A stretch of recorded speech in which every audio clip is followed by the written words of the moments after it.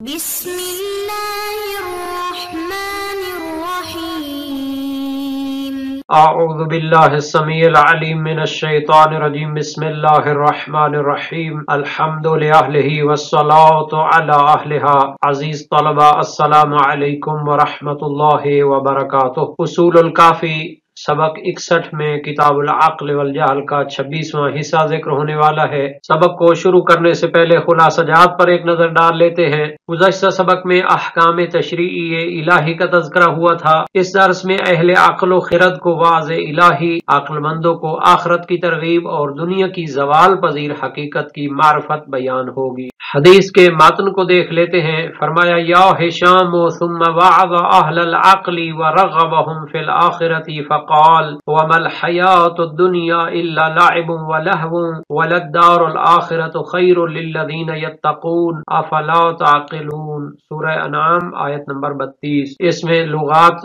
رغب یرغب ترغیب دلانے کے معنی میں ہے، تشویق کرنا، لعب کھیل کود کے معنی میں ہے، لہو فضول اور عبث کام کو کہتے ہیں، وعظ یعنی نصیحت کرنا۔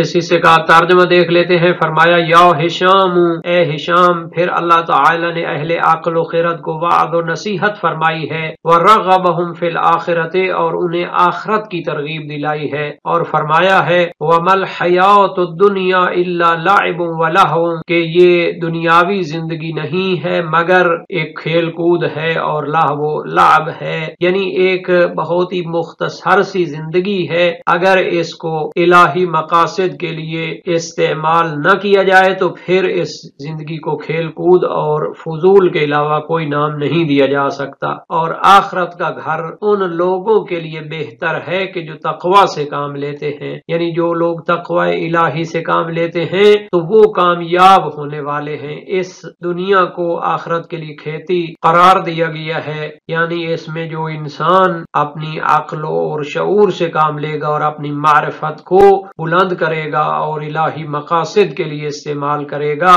تو وہ کامیاب ہو جائے گا۔ تو یہ اس آیت کا آخری تتمہ ہے، افلا تعقلون، کیا تم عقل و شعور سے کام نہیں لیتے ہو؟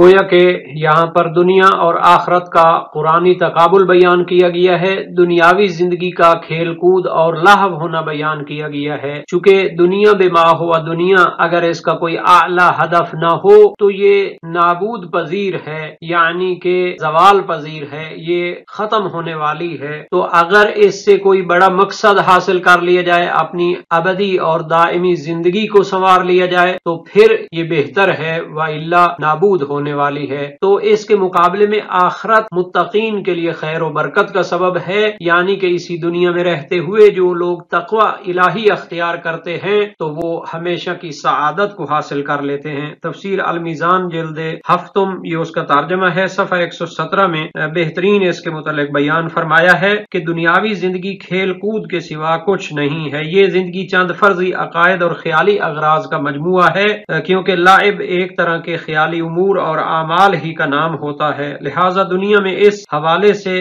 لعب یعنی کھیل کود کے سوا کچھ نہیں ہے، اور آخرت اس کے مقابلے میں حقیقی اور دائمی حیات ہے، اس میں انسان سعادت سے ہمکنار ہو سکتا ہے۔ اس کے بارے میں علامہ ملا صدر شیرازی کی شرح اصول کافی کو دیکھ لیتے ہیں۔ فرمایا مشہد رابع کے اس روایت میں جہاں پر موعظہ حسنہ کیا گیا ہے اور آخرت کی تشویق کی گئی ہے اور دنیا اور اس کی لذات سے کنارہ کشی کی ترغیب کی گئی ہے، تو یہ وہ متن بیان کیا ہے۔ فرمایا کہ کمال انسان موقوف ہے دو چیزوں پر، ایک تو معارف اور معلومات حقائق پر احاطہ حاصل کرے، اور دوسرا یہ تعلقات دنیاوی سے دوری اختیار کرے۔ زہد کا معنی کیا ہے؟ یعنی دنیا سے قاطع تعلق کرنا، نہ یہ کہ موت کے ذریعے انسان کا تعلق اس سے ٹوٹ تو جانا ہے، لیکن اگر وہ کیا ہے ایک حسرت لے کے جاتا ہے تو پھر اس کا معنی یہ ہے کہ اس کے دل میں زہد نہیں تھا۔ تو یعنی اپنے ارادے کے ساتھ انسان اپنا تعلق ان عارضی چیزوں سے دور کرے اور اپنے خالق اور مالک کی معرفت حاصل کرے۔ تو اس کے لیے انہوں نے ایک آیت سے شاہد پیش کیا ہے، سورہ قصص کی، 79 اور 80 اس کی تلاوت کر لیتے ہیں۔ فخرج علی قومہ فی زینتہ قال الذین یریدون الحیاۃ الدنیا یا لیت لنا مثل ما اوتی قارون انہ لذو حظ عظیم وقال الذین اوتوا العلم ویلکم ثواب اللہ خیر لمن آمن وعمل صالحا ولا یلقاها الا الصابرون۔ یعنی اس دنیا کے بارے میں دو قسم کی نگاہیں، دو قسم کی دید پائی جاتی ہے۔ تو جب قارون اپنی قوم کے سامنے اپنے جاہ و جلال اور زینت اور اپنے مال و دولت کو لے کر نکلا تو جو لوگ دنیاوی زندگی کو چاہتے ہیں تو کہنے لگے کاش ہمیں بھی اس کی طرح مال و دولت حاصل ہوتا، تو یہ بڑا عظیم حصے والا ہے۔ لیکن جن لوگوں کو حقیقی معرفت عطا کی گئی ہے انہوں نے کہا وائے ہو تم پر، اللہ کا جو ثواب ہے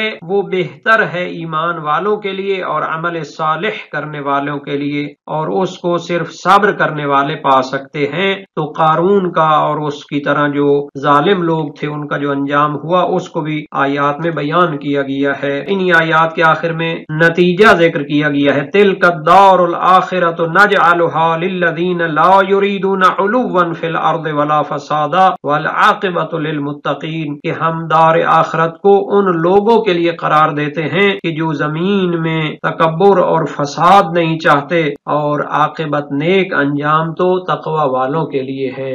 گویا علامہ نے دنیا کے متعلق انسانوں کی سوچ کا ایک قرآنی جائزہ پیش کیا ہے۔ ایک قارونی سوچ ہے جو دنیا کی رنگینیوں کو اور اس کے مال و دولت کو اہمیت دیتے ہیں اور اس کے لیے ترستے ہیں، اس کے لیے کوشاں ہوتے ہیں، اور ایک عرفانی سوچ ہے جو حقیقت پر مبنی سوچ ہے، علم و معرفت رکھنے والے لوگوں کی سوچ ہے۔ وہ اس دنیا کو ایک گزرگاہ سمجھتے ہیں اور اس میں تقوی اختیار کرتے ہیں، خدمت خلق، اپنے مالک اور خالق کی عبادت اور بندگی کے ذریعے وہ اپنی آخرت کو کامیاب اور سعادت مند بنانا چاہتے ہیں۔ اس روایت میں لفظ ثم استعمال ہوا ہے، اس سے بھی ایک ادبی نقطہ استفادہ کرنا چاہتے ہیں۔ فرماتے ہیں کہ سابقہ تمام وعظ و نصیحت اور اہل عقل کو تعلیم دینے کے بعد اور ان کو علم و معرفت عطا کرنے کے بعد، توحید کے دلائل بیان کرنے کے بعد، انہیں دنیا سے زہد و تقوی اختیار کرنے اور آخرت کی طرف رغبت دلانے کے لیے یہ بیان کیا گیا ہے۔ تو اس کا معنی یہ ہے کہ اللہ تعالی نے اتنا اس کی تربیت کرنے کے بعد، اہل عقل و خرد کو معرفت عطا کرنے کے بعد اس راستے کی ہدایت فرمائی ہے۔ وہ کیا ہے؟ وَمَا الْحَيَاةُ الدُّنْيَا إِلَّا لَعِبٌ وَلَهْوٌ، آخرت میں ترغیب دلانے کے لیے اس دنیا کی ناپائیداری کو بیان کیا گیا ہے۔ یہ گویا کہ مقدمہ خطابی ہے کہ جس کو استدلال کے طور پر بیان کیا کہ اس کو چھوڑ کر آخرت کی طرف توجہ ضروری ہے۔ اگرچہ کہ یہ حقیقت ہے لیکن بعض اوقات جب ایک سیاق میں کلام آتا ہے تو پھر اس کا دوسرا لحاظ بھی پیدا ہو جاتا ہے۔ فی نفس ہی یہ برہان ہے، یہ حقیقت ہے، لیکن چونکہ دوسرے مقصد کے لیے مقدمہ واقع ہو رہا ہے تو اس کو مقدمہ خطابی قرار دیا ہے۔ اللہ تعالی نے مختلف طریقوں سے اس دنیا کی حقیقت کو اور اس کے زوال پذیر ہونے کو بیان کیا ہے، اور زہد کی فضیلت آیات اور روایات میں بیان ہوئی ہے۔ مختلف جگہوں پر اس کو سراب سے تعبیر کیا گیا ہے، اسی طرح بیت عنکبوت مکڑی کے جالے سے،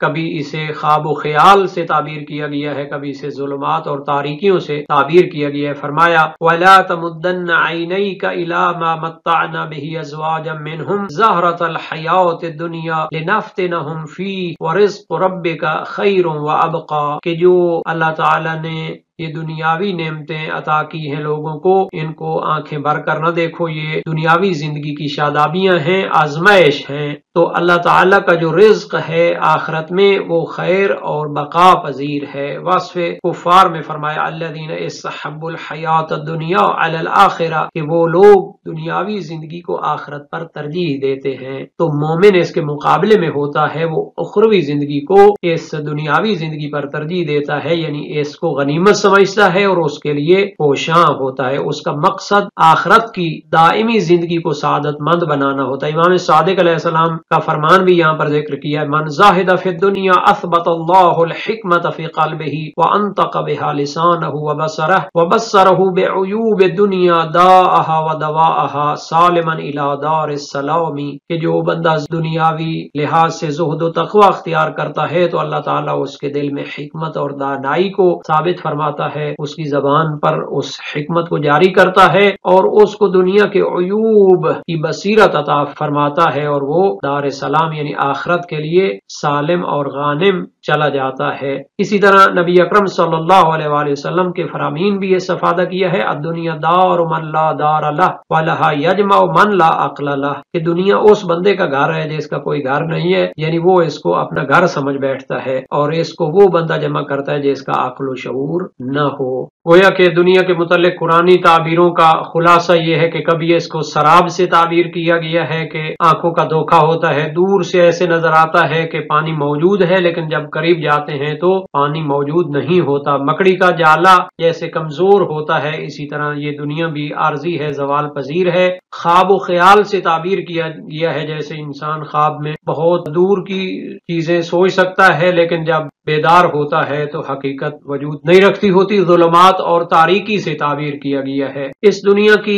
नापायदारी के मुतल्लिक बहुत ज्यादा ताकीदात मौजूद हैं। यहाँ पर एक और रिवायत की तरफ भी इशारा फरमाया है कि जो नबी अकरम के अहले बैत और उनके असहाबे बासफा की मारिफत को भी बयान करती है। हारसा जो कि मशहूर मारूफ सहाबी हैं, उन्होंने मौला नबी अकरम सल्लल्लाहु अलैहि वसल्लम से अर्ज की कि मैं हकीकी मोमिन बन गया हूँ। फरमाया तेरे ईमान की हकीकत क्या है? तो उन्होंने अर्ज की मेरा दिल मेरी जान इस दुनिया से उचाट हो चुकी है और मेरे लिए इसके पत्थर और इसका सोना बराबर है। मैं गोया के जन्नत और जहन्नम को देख रहा हूँ और अल्लाह ताला के अर्श को देख रहा हूँ। एक तुलानी रिवायत है, यहाँ पर उसका मजमून उन्होंने जिक्र किया है, इक्तबास है, काफी शरीफ में और बाकी किताबों में तफसील के साथ जिक्र हुई है। तो मौला ने फरमाया अगर तुझे ये मारिफत हासिल हो चुकी है इस पर कारबंद रहो और ये हकीकी ईमान है। तो बहरहाल ज़ुहद के दर्जात होते हैं, उनकी तरफ भी मुतवज्जे रहना चाहिए। अल्लामा मुल्ला सदरा शिराजी यहाँ पर बुरहान बयान करना चाहते हैं कि दुनिया और उसकी मौजूदात ये फानी हैं, इनको बका नहीं है, चूंकि ये वजूद मादी तबीई नाकिस है मकान और जमान के लिहाज से।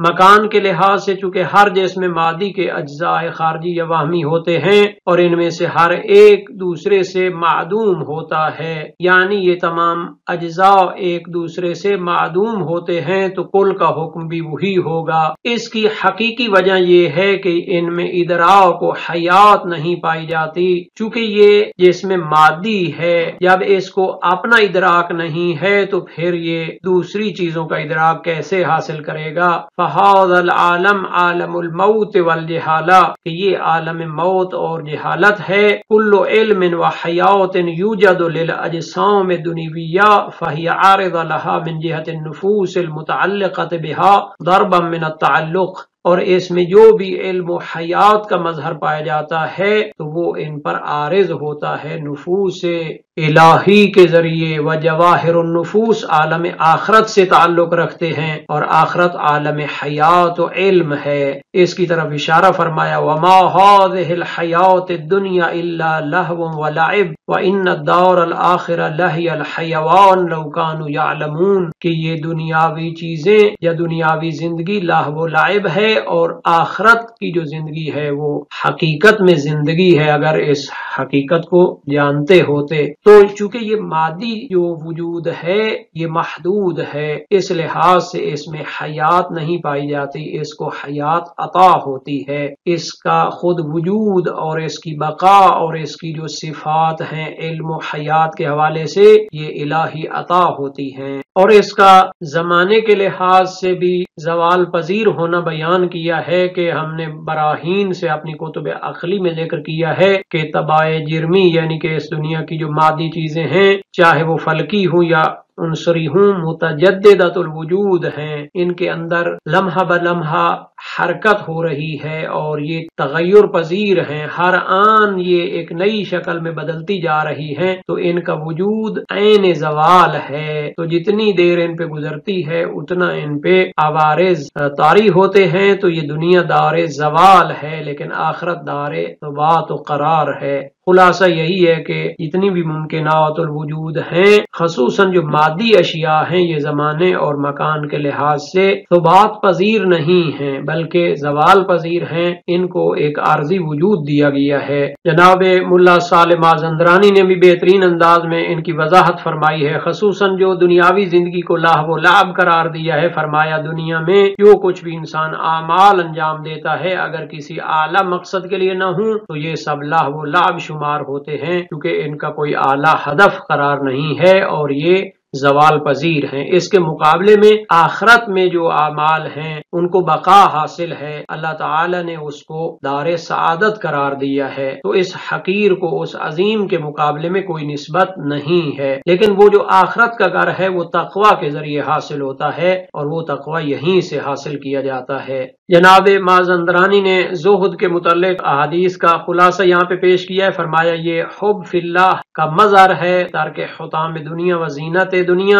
اس کے حرام کی طرف بندے کی توجہ نہیں ہونی چاہیے، تب جا کر انسان کا دل معرفت ایمان کو حاصل کر سکتا ہے۔ جیسا کہ امام صادق علیہ السلام کا فرمان ذکر فرمایا، حرام علی قلوبکم ان تعرف حلاوت الایمان حتی تزہد فی الدنیا، تمہارے دلوں پر حرام ہے کہ وہ ایمان کی شیرینی کو پا سکیں حتیٰ کہ دنیا میں زہد اختیار کریں۔ اسی طرح ایک اور فرمان بھی ہے اور فرمایا کل قلب فیہ شک او شرک فہو ساقط، ہر وہ دل کے جس میں شک یا شرک ہو اس کی کوئی قدر و قیمت نہیں ہے۔ اس سے دنیا میں زہد مراد لیا گیا ہے تاکہ آخرت کے لیے ان کو فارغ کیا جائے۔ جو بندہ ثواب آخرت کی رغبت کا دعویٰ رکھتا ہے در حالانکہ وہ حریص ہو دنیا پر تو وہ جھوٹا شمار ہوگا، چونکہ امیر المومنین علیہ السلام کا فرمان ہے علامت الراغب فی ثواب الاخرہ زہدہ فی عاجل زہرۃ الدنیا، کہ جو بندہ آخرت کے ثواب میں رغبت رکھتا ہے اس کی نشانی یہ ہے کہ وہ دنیا کی رنگینیوں سے زہد اختیار کرے۔ تو یہ سارے فرامین ہیں جو اس چیز کی تاکید کرتے ہیں اور اس حقیقت کو بیان کرتے ہیں، اگرچہ کہ ائمہ معصومین کی تاکید موجود ہے کہ تقوی بھی اسی دنیا میں حاصل ہونا ہے اور اولیاء اللہ بھی اسی دنیا میں اعمال صالح کے ذریعے اخروی ابدی سعادت حاصل کرتے ہیں، اس دنیا میں رہتے ہوئے ان کا دل زہد اختیار کر چکا ہوتا ہے۔ نیز مازندرانی نے تقوی کے متعلق قرآن و حدیث کا خلاصہ پیش فرمایا ہے۔ فرمایا کہ امام صادق علیہ السلام نے اس کی تفسیر بیان کی کہ جن چیزوں کا اللہ تعالیٰ نے حکم دیا ہے ان سے دور نہ ہو اور جن چیزوں سے منع کیا ہے وہاں قریب نہ ہو، یعنی حرام و حلال کا خیال رکھے گا تو تقوی حاصل ہوگا۔ اگر اطاعت کا کام ہے انجام دے، اگر معصیت ہو تو اس کو ترک کرے، تو نیکیوں کو انجام دینے کے ساتھ حرام کاموں سے بچنا زیادہ اہم ہے، کیونکہ نیکیاں تب فائدہ دیں گی، تب ان میں نمو آئے گی، اگرچہ کم نیکی ہی ہو لیکن فائدہ مند تب ہوگی جب اس کے ساتھ حرام کام نہ ہو، اس کو ضائع نہ کیا جائے۔ تو علماء کے حوالہ جات بھی ذکر کیے ہیں، روایات سے بھی اس چیز کو استفادہ کیا ہے۔ فرمایا کہ تقوی خصلت عظیمہ ہے، اولین و آخرین کو اس کو وصیت کی گئی ہے اللہ تعالیٰ کی طرف سے، وَلَقَدْ وَصَّيْنَا الَّذِينَ أُوتُوا الْكِتَابَ مِنْ قَبْلِكُمْ وَإِيَّاكُمْ أَنِ اتَّقُوا اللَّهَ، کہ ہم نے سابقہ صاحبان کتاب کو بھی اور تمہیں بھی وصیت کی ہے کہ تقوی اختیار کرو، اور اس کی مدح فرمائی ہے ان تصبروا وتتقوا فإن ذلك من عزم الامور، اور یہ حفظ نفس و مال ہوتا ہے اعداء سے، ان تصبروا وتتقوا لا يضركم كيدهم شيئا، کہ اگر صبر و تقوی اختیار کرو گے تو دشمنوں کی تدبیریں تمہیں کوئی ضرر نہیں پہنچا سکتی اور اللہ تعالیٰ کی نصرت حاصل ہوتی ہے۔ ان اللہ مع المتقین، کہ اللہ تعالیٰ کی نصرت اور مدد متقین کے ساتھ ہوتی ہے، اللہ کی محبت حاصل ہوتی ہے۔ ان اللہ یحب المتقین توجب اکرامہ،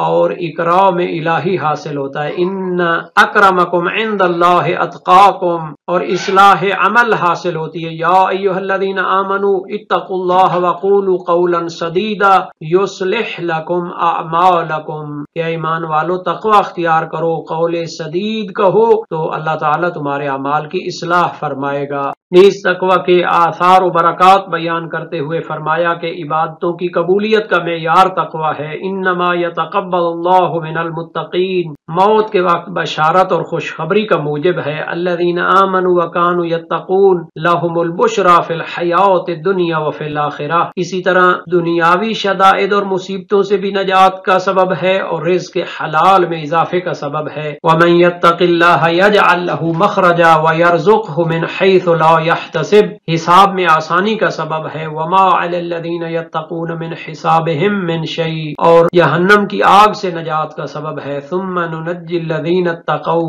اور جنت میں ہمیشہ رہنے کا سبب ہے۔ اعدت للمتقین، تو یہ سارے اس کے آثار بیان کیے ہیں۔ مازندرانی کے کلام میں ذکر ہونے والے تقوی الہی کے قرآنی آثار کا خلاصہ بیان کر دیتے ہیں۔ حفظ جان و مال کا سبب ہونا، نصرت الہی کا موجب ہونا، محبت الہی کا سبب بننا، اکرام الہی کا معیار ہونا، اصلاح اعمال کا موجب ہونا، قبولیت اعمال کا معیار ہونا، موت کے وقت بشارت اور خوشخبری کا موجب ہونا، دنیاوی مصیبتوں سے چھٹکارے کا موجب ہونا، حساب و کتاب میں آسانی کا سبب ہونا، اور دائمی نجات اور جنت کا سبب ہونا، یہ تقوی کے آثار و برکات قرآنی ہیں۔ پوری بحث کا خلاصہ کرتے ہوئے فرماتے ہیں کہ عقل کو دیکھیں کہ کس طرح اللہ تعالی نے اس کو فضیلت بخشی ہے اور افعال جوارح اور اعضاء پر اس کو حاکم قرار دیا ہے، یعنی ان کے صحیح و سقیم اور حسن و قبح کو سمجھ سکتا ہے، اس کے ذریعے ہدایت حاصل ہوتی ہے۔ جس طرح تقوینی آیات کے ذریعے توحید کو سمجھ سکتا ہے، اسی طرح